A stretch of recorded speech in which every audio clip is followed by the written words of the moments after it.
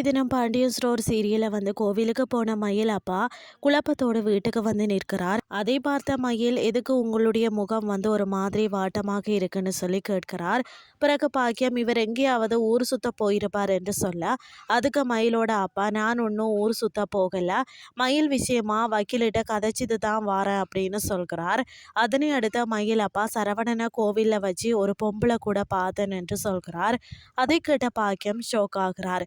மேலும் மயில் வீட்டை விட்டு கொஞ்ச நாள் கூட ஆகலாம், அதுக்குள்ள அவருக்கு அடுத்த பொண்ணு கேட்குதா என்று கோபமாக கேட்கிறார்.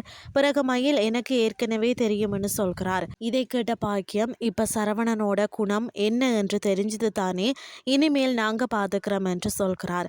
அதற்கு மயில், எனக்கும் அவருக்கும் சம்பந்தம் இல்லை என்று சொல்லிட்டார், இனி அவர் யார் கூட வேணும்னாலும் பழகட்டும்னு சொல்கிறார்.